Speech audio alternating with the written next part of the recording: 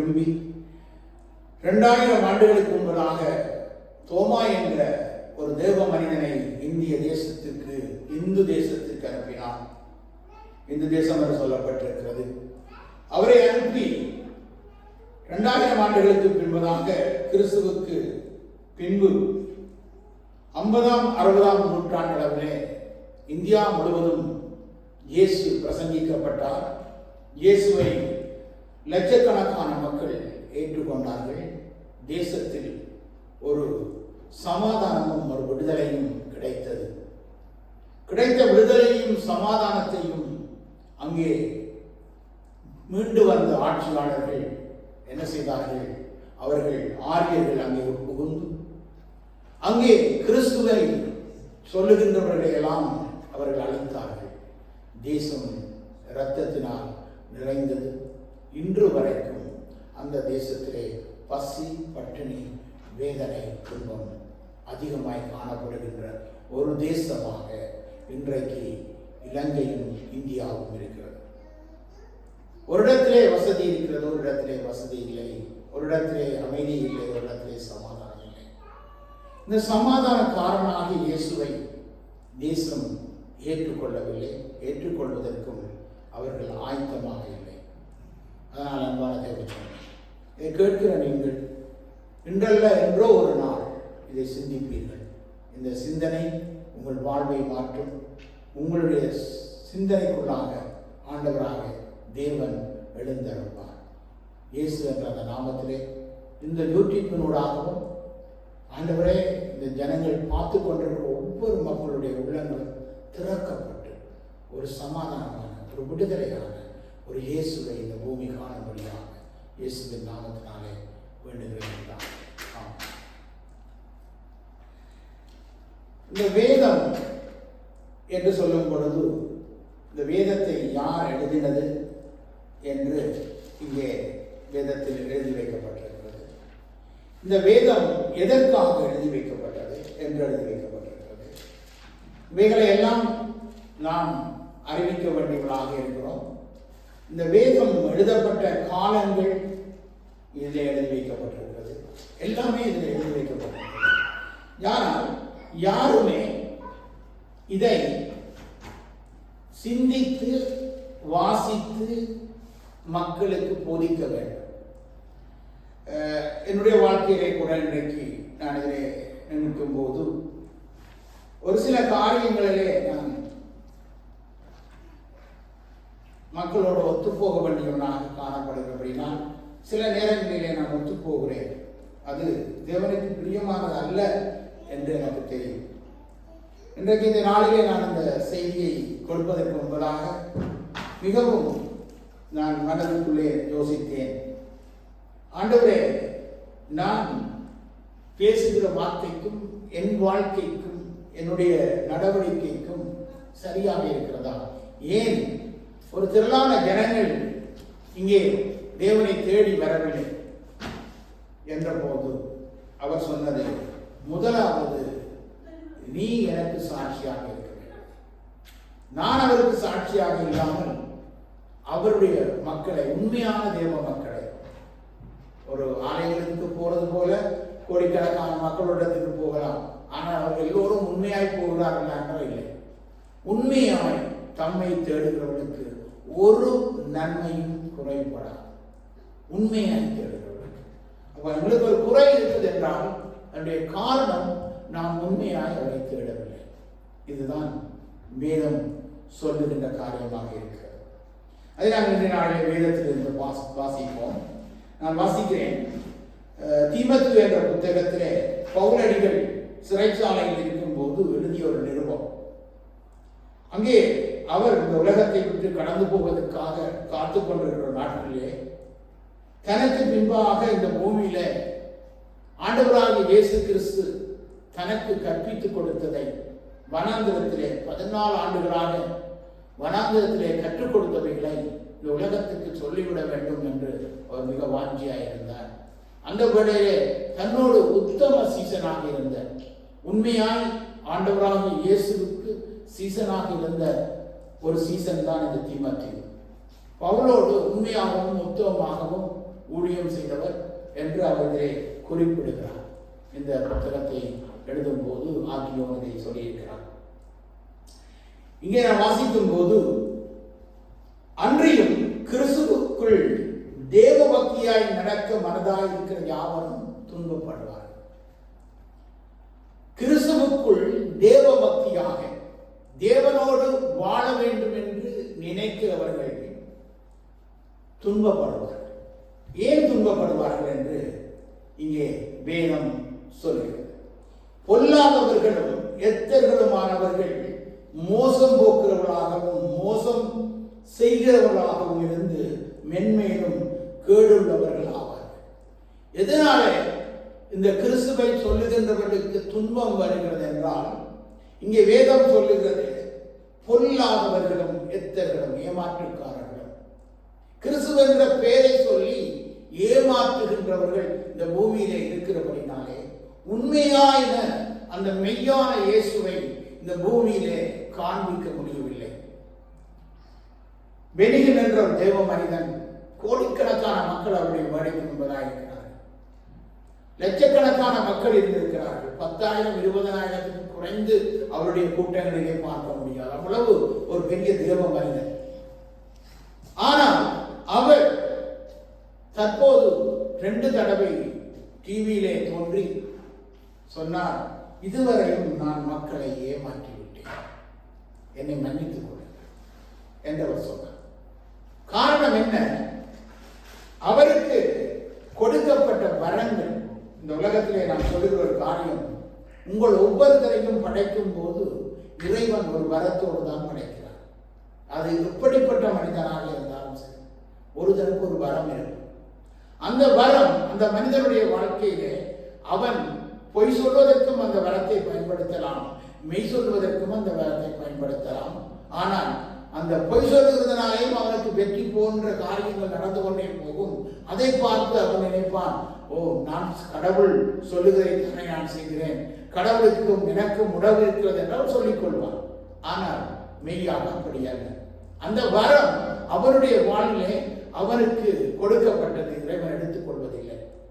அதனால் அவன் செய்வதெல்லாம் அவன் நினைப்பான், நான் செய்வதெல்லாம் கடவுளுக்கு பிரியமாயிருக்கிறது என்று நினைப்பான். இது நான் நேற்றைய நாளிலும் 2-3 நாளைக்கு முதல் அவரோடு கதைத்துக் கொண்டிருந்தேன்.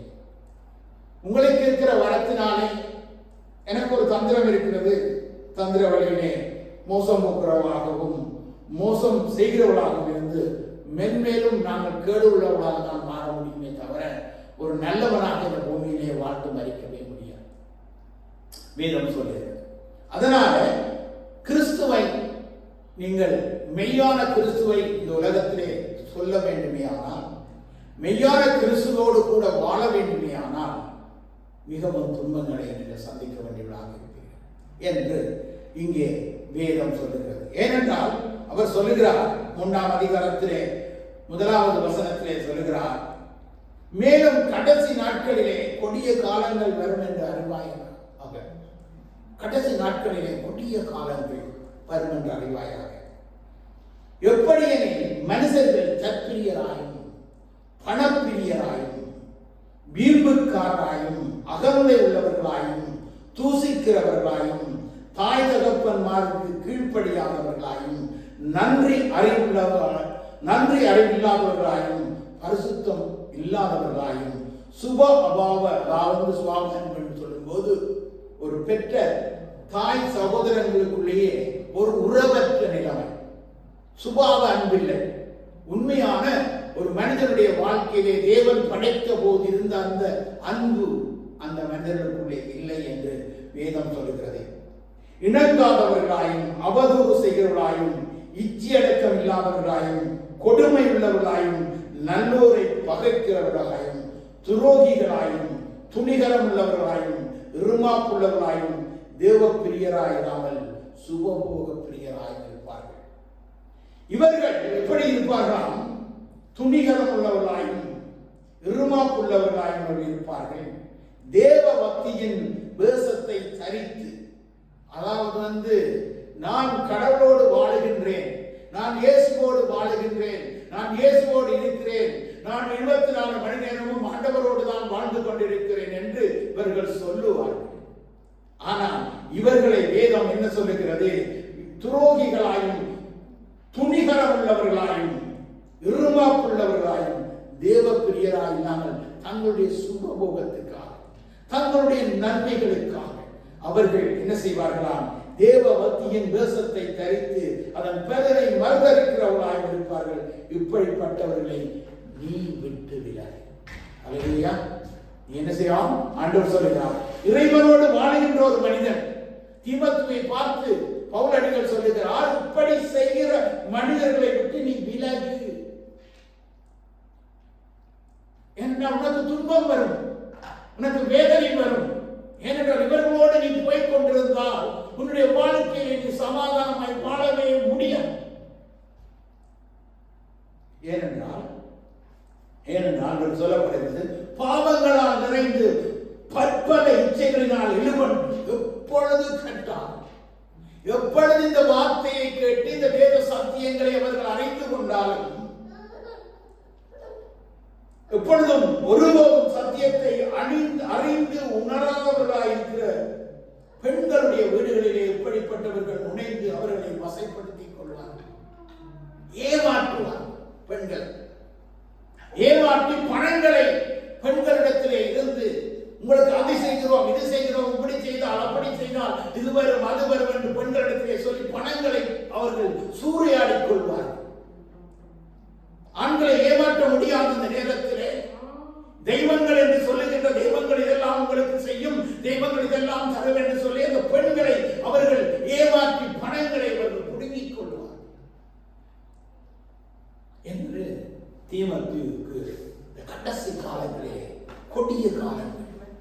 இதைதான் ஆண்டவராகிய இயேசு கிறிஸ்துவுக்கு பின் 50ஆம் நூற்றாண்டிலே தோமா என்ற அந்த தேவ மனிதன் இந்தியாவிலே போன போது, ஆரியர்கள் இந்தியாவுக்குள் படையெடுத்து வந்த போது அவர்கள் வசீகரித்ததெல்லாம் பெண்களை வைத்துத்தான் அங்கே ஆலயங்களை கட்டினார்கள். நீங்கள் எந்த ஆலயத்தை பார்த்தாலும் பெண்களுடைய உருவம் தான் அங்கே காணப்படும். எந்த மன்னிக்கவும் எந்த ஆலயத்தை நீங்கள் பார்த்தாலும் அந்த ஆலயங்களிலே பெண்களுடைய சுரூபங்களை தான் அங்கே அவர்கள் வைத்திருப்பார்கள். நீங்க வழிபாய் பார்க்கலாம். இதெல்லாம் கொடிய காலங்கள். இதை சொன்னால் என்னை புலை என்று சொல்வார்கள். இல்லை, நான் வேதம் படித்தவன், சத்தியத்தை பேசுவதற்கு எங்கும் ஆயத்தமாக இருக்கிறேன். என்னோடு வந்து பேசி பார்க்கலாம். அன்பான தேவச்சனமே, நான் சத்தியத்தை சத்தியமாய் சொல்லுகிறேன். இதில் இருக்கிறதை சொல்லுகிறேன். நான் இதோ என்னுடைய கற்பனையை நான் சொல்லவில்லை, என்னுடைய கதையை நான் சொல்லவில்லை. இதை அறிந்து கொள்ளும்படியாக நான் சொல்லுகிறேன். இப்படி 2 பேர், ஏதியும் ரம்பியும் என்று சொன்னவர் மோசேக்கு எதிர்த்து நின்றது போல இவர்களும் சத்தியத்திற்கு எதிர்த்து நிற்கிறார்கள். இவர்கள் துர்ப்புத்தியுள்ள மனுஷர்கள், விசுவாசத்தின் பரீட்சைக்கு நில்லாதவர்கள். இவர்களான ஆண்டவருடைய அந்த அன்பு என்னால கூட ஒரு சிறிய நாட்கள், இந்த நாட்களிலே நான் ஒரு சில காரியங்களை நான் செய்ய முற்பட்ட போது ஒரு சிலர் செய்கின்ற அந்த பிழையான காரியத்துக்குள்ளே நானும் உள்வாங்கி விடுவேனோ என்ற பயம் எனக்குள்ளே இரவு முழுவதும் வந்தது. இரவு முழுவதும் போகிறேனா, நான் தவறான பாதைக்குள் போகிறேனா என்று என் மனம் என்னை போட்டு உறுத்தி கொண்டிருந்த போது, இந்த ஆலயத்திலே வந்த போது தேவன் இதை என்னோடு கூட பேசிக் கொண்டிருக்கிறார். உங்களோடு பேசுகிறாரோ என்று எனக்கு தெரியாது. என்னோடு தேவன் பேசுகிறார். கவனமாய். ஆனாலும் இவர்கள் அதிகமாய் வரப்படுவதில்லை. அவர்களுடைய மதிகேடு எல்லோருக்கும் வெளிப்பட்டது போல இவர்களுடைய மதிகேடு இன்றைக்கு இயேசு என்று சொல்லி, இன்றைக்கு கடவுள் என்று சொல்லி ஏமாற்றிக் கொண்டிருக்கின்ற இந்த உலகத்திலே வாழ்ந்து கொண்டிருக்கிற மக்களுக்கு ஒரு நாள் வேதம் சொல்லுகிறது, நீயோ போதகத்தையும் நடக்கையும் நோக்கத்தையும் விசுவாசத்தையும் நீடிய சாந்தத்தையும் அன்பையும் பொறுமையையும் நீ கொண்டு நட என்று சொல்லுகிறார். என்னை பார்த்து சொல்லுகிறார், உங்களை பார்த்து சொல்லுகிறார். நீங்கள் எதிரே நடந்து கொண்டிருக்கிறீர்கள். ஏன் உங்கள் வாழ்க்கையிலே சமாதானம் இல்லை, சந்தோஷம் இல்லை, ஆசீர்வாதம் இல்லை? கர்த்தரை தேடுவதற்கு ஒரு நன்மையும் குறைபடாதே. ஏன் குறைவுகள்? என் வாழ்க்கையில் ஏன் குறைவுகள்? எனக்கு தெரிகிறது. எங்கோ நாம் தவறி போக முற்படுகிறோம். தவறி போக முற்படுகிற ஒருவனுக்கு ஆண்டவர் ஆத்துமாக்களை அனுப்ப மாட்டார். ஏனென்றால் நான் மெய்யான இயேசுவை பிரசங்கித்துக் கொண்டிருக்கிறேன். ஒரு பொய்யான இயேசுவை உங்களுக்கு காண்பிக்க நான் விரும்பவில்லை. பொய்யான காரியங்களை செய்ய எனக்கு விருப்பம் இல்லை. மெய்யான இயேசுவை காண்பிக்க வேண்டும் என்று பிரயாசப்படுகிறேன் என்று நான் உங்களுக்கு சொல்கிறேன். அப்பொழுது பொல்லாதவர்கள் என்ன செய்கிறார்கள்? நீ கற்று நிச்சயத்து கொண்டவைகளில் நிலைத்திரு. எதை நீ கற்றுக்கொண்டாய்? இந்த வேதம் உனக்கு என்னத்தை கற்றுக் கொடுத்ததோ, இந்த சத்தியம் என்னத்தை உனக்கு சொல்லிக் கொடுத்ததோ, அதிலே நீ என்ன செய்யட்டுமா? வேதம் சொல்லுகிறது அவைகளை. ஏனென்றால் நீ கற்றுக்கொண்டவைகள் நிலைத்திரு, அவைகளை இன்னாரிடத்தில் கற்றாய் என்று நீ அறிந்திருக்கிறதும் அல்லாமல் யாரிடத்திலே நான் கற்றுக்கொண்டேன்? நான் பரிசுத்த தேவ ஆவியானவரிடத்திலே நான் கற்றுக்கொண்டேன். அவர் எனக்கு கற்றுக் கொடுத்தார். ஆனால் அவர் சொன்ன சரியான பாதையிலே நான் போனேனாங்க இல்லை, முடியவில்லை. போராடுகிறோம். உலகத்திலே நாம் போராடுகிறோம். ஏதாவது ஒரு தவறை செய்ய எங்களுடைய கைகள் கால்கள் நடந்து செல்கின்றன. தடுத்து பார்க்கிறோம். சில நேரங்கள் முடியவில்லை. தடுமாறுகிறோம். கற்றுக்கொண்டவைகள் வேதத்தை படித்து விட்டோம். உங்கு போனாலும் வேதம் தான் சொல்லிக் கொண்டிருக்கும் என் உள்ளத்துக்குள்ளே. இது செய்வது நீ தவறு, இது பிழை என்று என்னை சுட்டி காட்டிக் கொண்டே இருக்கும்.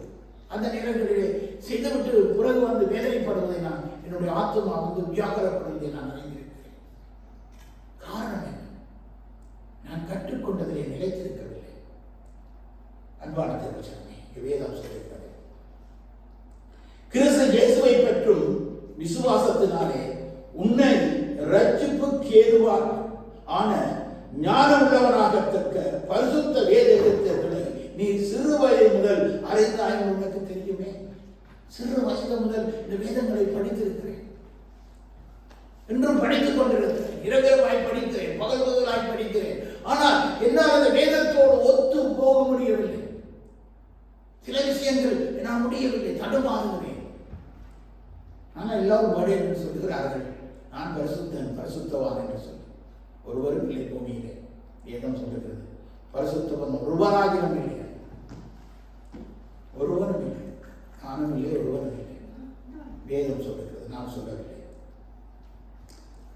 வேத வாக்கியங்கள் எல்லாம் தேவ ஆவியினாலே, எல்லாம் தேவ ஆவியினாலே தேவனால் வெளிப்படுத்தப்பட்டு எழுதி வைக்கப்பட்ட வேத சத்தியங்கள்.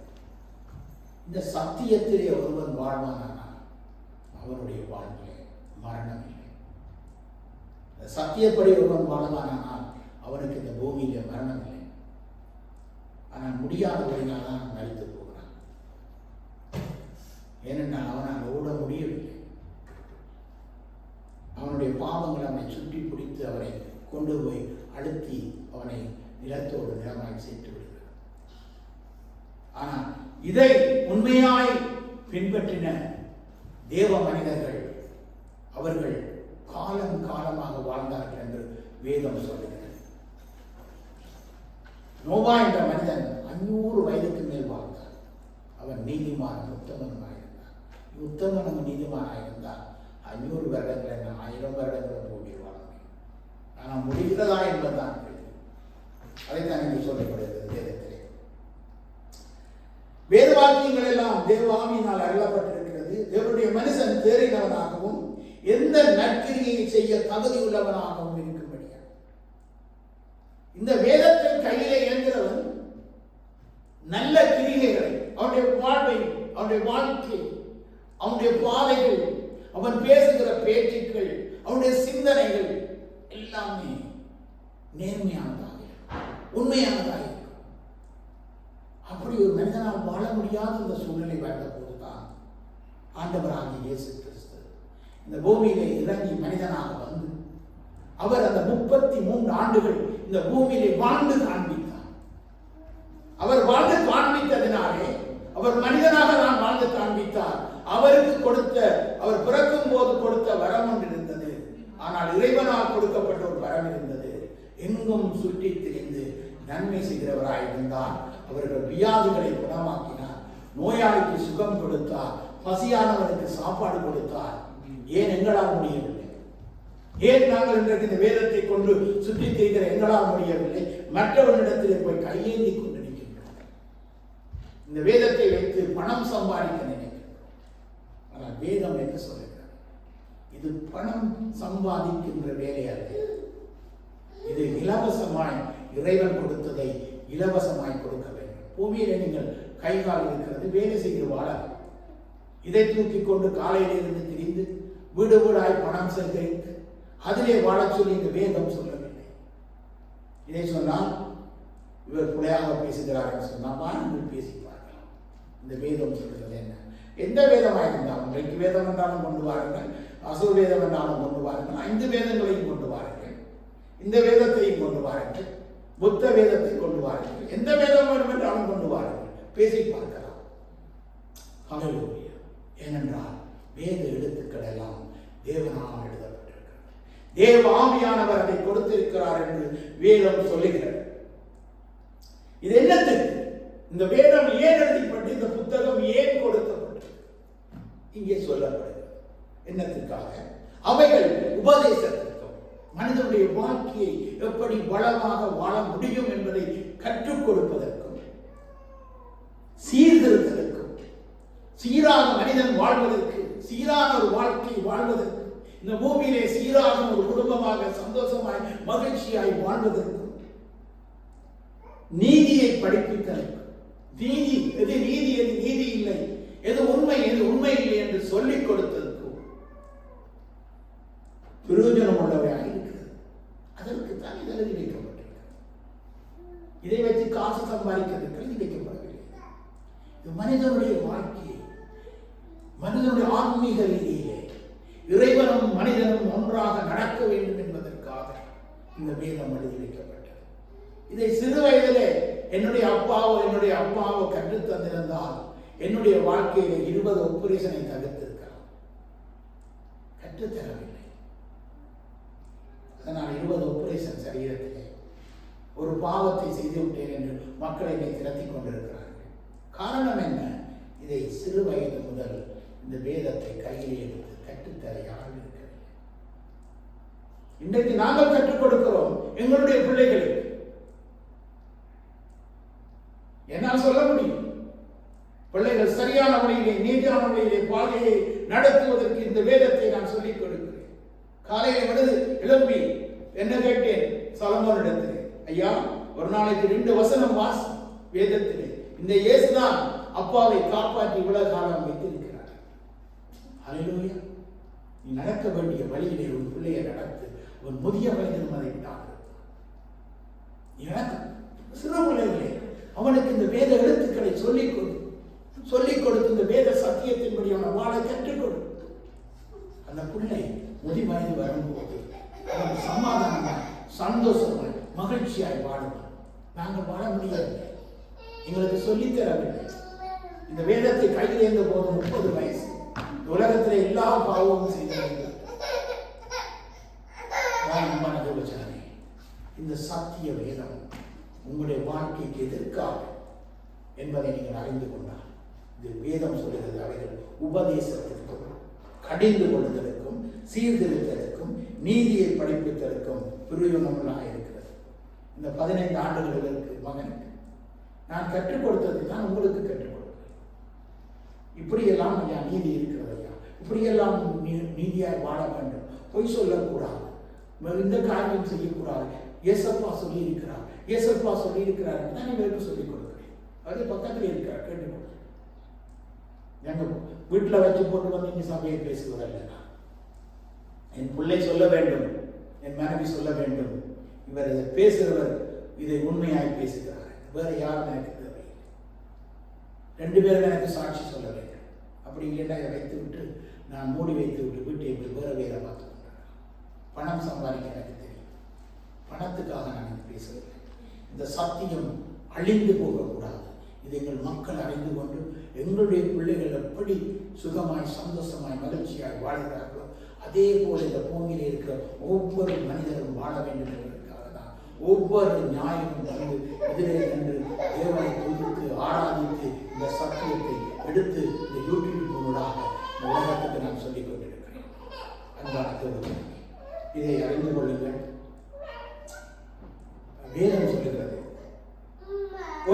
பூமியிலே பொன்னும் வெள்ளியுமான பாத்திரங்கள் அல்லாமல் மரமும் மண்ணுமான பாத்திரங்கள் உண்டு. அவைகள் சில கனத்துக்கும் சில கனவிலும் சில பாத்திரங்களிலே சமைக்க முடியாது. இப்ப இன்னும் வர வர நாட்கள் போகும்போது பழைய பாத்திரத்திலே அடுப்பு வேலை செய்யுது. என்ன குக்கர் தான் வச்சு கேஸ் குக்கர் வச்சு தான் சமைக்க முடியும். எல்லாமே இருக்கிறது. இலங்கையில் இருக்கிற பானையை கொண்டு வந்து இதில் வைக்கலாம். இந்த அடுப்பில் வச்சா போதும். அதே போல சிலது தான் நாங்கள் பாவிக்க முடியும், சிலது பாவிக்க முடியாது. அதே போலவே இறைவனும் சில மனிதர்களை தான் அவரால் பாவிக்க முடியும். ஏனென்றால் சிலது பாவிக்கப்பட முடியாத பாத்திரங்களாக இருக்கிறது. ஏனென்றால் அது இந்த தேவ வார்த்தைக்கு அது கீழ்ப்படிய கூடாமல் இருக்கிறது. இந்த வார்த்தையின்படி வாழ முடியாமல் தடுமாறுகிறது. ஏனென்றால் கிறிஸ்து அவர்களோடு இல்லை. கிறிஸ்து அவர்களோடு இருந்தால் அவரால் அதை பண்பு வெற்றி கொள்ள முடியும் என்று இந்த வேதம் சொல்கிறது. ஆகையால் ஒருவன் இவைகளை விட்டு தன்னை சுத்திகரித்துக் கொண்டார். நீ கனமான பாத்திரம் என்று இந்த உலக காரியங்களை, உலக பாவ சுற்றின்மங்களை விட்டு நீங்கள் விலகினால் வேதம் சொல்லுகிறது. ஆகையால் ஒருவன் இவைகளை விட்டு தன்னை சுத்திகரித்துக் கொண்டால் அவன் பரிசுத்தமாக்கப்பட்டதும் எஜமானுக்கு உபயோகமானதும் எந்த நற்கிரிகளுக்கும் ஆயத்தமாக்கப்பட்டதுமான கனத்துக்குரிய பாத்திரமாய் மாறுகிறான். சிலது எவ்வளவுதான் சொன்னாலும் கேட்கிறான். வெள்ளாடு செம்மறியாடு, செம்மாறு ஆடு சொல்லு கேட்டு போகும். ஆனால் வெள்ளாடு கேட்கவே கேட்கலாம். அது கனவீனமற்று போகிறது. இதனால்தான் கிறிஸ்தவம் அன்றைக்கு விலை பொருளாக இருக்கிறது. கிறிஸ்துவை சொல்லும் போது மற்றவர்கள் ஏளனம் செய்கிறார்கள். ஒரு வானத்தையும் பூமியையும் அண்ட சராசரங்களையும் படைத்து இறங்கி வந்த இயேசுவை இந்த உலகத்திலே சொல்லும் போது ஏளனமாய் பார்க்கிறார்கள். அவர்கள் எங்களை பார்க்கிறார்கள். எங்களுடைய வாழ்க்கை எப்படி இருக்கிறது? அதனால் அப்படி நான் அன்பான தேவஜனமே, புத்தியினமும் அகந்தையுமான தர்க்கங்களும் சண்டைகளையும் பிறப்பிக்கும் என்று அறிந்து அவைகளை விட்டு விலகு. அவைகளை விட்டு விலகு. கடைசியாக ஜெபம் பண்ணுவோம். நீயோ என் போதகத்தையும் என் நடத்தையும் என் நோகத்தையும் என் விசுவாசத்தையும் நீடிய சாந்தத்தையும் அன்பையும் பொறுமையையும் தரித்துக் கொள்ளும்படியாக ஆண்டவராக தேவன் சொல்கிறார். அதனால இப்படிப்பட்ட ஒரு வாழ்க்கை, இப்படியாக இயேசு கிறிஸ்துவுக்கு உகந்த வாழ்க்கை, இயேசு கிறிஸ்து எப்படி வாழ்ந்தாரோ அதே மாதிரி வாழ்கிற ஒரு வாழ்க்கை இந்த பூமியிலே வாழ்ந்து முடிக்க வேண்டும் என்று நான் பிரயாசப்படுகிறேன், ஆசைப்படுகிறேன், முயற்சி செய்கிறேன். நீங்கள் முயற்சி செய்தால் நிச்சயமாக இந்த பூமியிலே ஒரு நன்மை உங்களுக்கு குறைவிடாது. உன் சந்ததியின் சந்ததியும் இன்றைக்கு இந்த சந்ததியெல்லாம் இருந்து சும்மா இருந்து சாப்பிட்டு கொண்டிருக்கிறது. எங்களோட ஊரில் ரத்த வேர்வை செஞ்சு சாப்பிட முடியாமல் இருக்கிறது. காரணம் என்ன? இந்த வேத எழுத்துக்களை நீங்கள் கற்றுக்கொள்ள. சரி, ரிக்வேதத்தை கற்றுக்கொண்டிருக்கலாம், சமர்வேதத்தை கற்றுக்கொண்டிருக்கலாம், ஏதாவது ஒரு வேதத்தை கற்றுக்கொண்டிருக்கலாம். அந்த வேதமும் இதைத்தான் சொல்கிறேன். வேதம் தெரியாதபடினாலே, வேதம் ஓதும் போது கேட்கும் போது அது என்ன என்று தெரியாதபடி கேட்கிறதுனாலே நாங்கள் புத்தியினராக இருக்கிறோம் என்று சொல்கிறோம். நானும் சில நேரங்களிலே இறைவனோடு பேசுகிற பாசை உண்டு, மனித பாசைகள் எனக்கு பல பாசை தெரியும். அதில் நான் இறைவனோடு பேசுகிற பாசையை நான் உங்களோடு பேசினா உங்களுக்கு விடாங்க. நான் பேசிக்கிட்டே போயிடலாம். நீங்கள் கேட்டுட்டு போக வேண்டியது. அந்த நாட்களில் லத்தீனில் பேசுகிறேன். பூச வைத்தார்கள். இலங்கையில் வந்து லத்தீனில் பூச வச்சுட்டு அவர்கள் போயிருக்கார்கள். போனது கூட ஞானங்கள் ஒழுங்கி ஆண்டவரை என்று போயிடுவாங்க. அவங்களுக்கு இந்த வேதம் தெரியாது. அதைத்தான் மார்ட்டின் லூதர் புரட்சி பண்ணி கொண்டு வந்தார். இந்த உலகத்துக்கு இதை வழியாக கொண்டு வர வேண்டும் என்று, இந்த வேதாகமத்தை மக்கள் அறிந்து கொள்ள வேண்டும் என்று அவர் புறப்பட்டார். இந்த மனிதன் புறப்பட்டு உலகமெங்கும் சென்று இன்றைக்கு இந்த லூத்தரன் சபைகளை இந்த உலகமெங்கும் அவர் நிறுவுவதற்கு அவர்தான் ஒரு முதல் மனிதனாக இருந்தார். ஆனால் அவருக்கு எவ்வளவோ எதிர்ப்புகள், எவ்வளவோ கட்டி வைத்தவர்களை அடித்தார்கள், எவ்வளவோ சித்திரவதை பண்ணினார்கள். ஆனாலும் அவர் இயேசுவை சொல்லி இந்த உலகத்திலே, இந்த உலகம் முழுவதும் லூத்தரன் சபைகளை, இந்த ஸ்காண்டினேவியா நாடு முழுவதும், இந்த 10 ஐரோப்பிய நாடுகள் மட்டுமல்ல, இந்தியா தேசங்களிலும் அதை கொண்டு வந்து நிறைவேற்றினார். ஆனால் பின்பு வந்தவர்கள் பணத்திற்காக அதை ஏஜெண்டாகி மாற்றினார். இன்றைக்கு அது பணத்துக்காக இருக்கின்ற ஒரு ஆலயமாய் மாறப்பட்டிருக்கிறார். அவர்கள் தங்களை சும்மா இருந்து கொண்டு சாப்பிட்டுக் கொண்டிருக்கிறார். ஆனால் வேதம் அப்படி சொல்லுங்கள். இதான் நண்பான தேவஜனமே, இதை நான் ஒரு சத்தியத்தை சத்தியமாய் சொல்லுகிறேன். என்னில் குறைவுண்டான நீங்கள் இன்னொரு தொடர்பு கொள்ளலாம். நீங்கள் நிறைவானதை உங்களுக்கு சொல்லித்தரலாம். நான் உங்களிடத்தில் கற்றுக்கொள்ள நான் வாஞ்சியுடமாக இருக்கிறேன். ஏதாவது உங்களுக்கு அறிந்திருந்தால், இந்த சத்தியத்தை இதை விட அறிந்திருந்தால் என்னோட தொடர்பு கொண்டு எனக்கு சொல்லித்தாருங்கள். நான் கற்றுக் கொள்வதற்கு ஆயத்தமுள்ளவனாக இருக்கிறேன். இயேசுவின் நாமத்தில் சொல்லுகிறேன். நல்ல பிதாவே. ஆமென். ஆமென். எல்லோரும் இறைவனை பார்த்து நாம் சொல்லுவோம். என் ஆத்துமாவே நீ கர்த்தரை ஸ்தோத்திரி. என் முழு உள்ளமே அவருடைய பரிசுத்த நாமத்தை ஸ்தோத்திரி. என் ஆத்துமாவே நீ கர்த்தரை ஸ்தோத்திரி. அவர் உனக்கு இந்த பூமியிலே செய்த நன்மைகளை ஒருபோதும் நீ மறவாதே. ஏனென்றால் உன் அக்கிரமங்களை எல்லாம் அவர் மன்னித்தார். உன் நோய்களை எல்லாம் அவர் குணமாக்கினார். உன்னை அழிவுக்கு விலக்கி மீட்கிறார். கிருபையினாலும் இரக்கத்தினாலும் உன்னை முடிசூட்டுகிறார். நன்மையினாலும் வாயை திருப்தியாக்குகிறார். அழகுக்கு சமமாய் உன்னுடைய வயது பாலமாய் ஒடுக்கப்பட்டிருக்கிற யாவருக்கும் அவர் நீதியையும் நியாயத்தையும் செய்கிறார். ஆமென். நன்றி ஆண்டவரே. அந்த பிதாவுடைய அன்பும் தேவகுமாரனுடைய கிருபை பரிசுத்த ஆவியானுடைய ஐக்கியமும் அன்யோன்யமும் அன்பும் எங்கள் அனைவரோடும் இருப்பதாக இயேசுவின் நாமத்தில் ஜெபிக்கிறேன். நல்ல பிதா. எல்லாரும் மகிழ்ச்சியோடு கடனை கொடுத்து நாங்கள் சாப்பாடுகளை சாப்பிட்டு கடன் சென்று வருவோம். கத்திரங்களோடு இருப்பாங்க.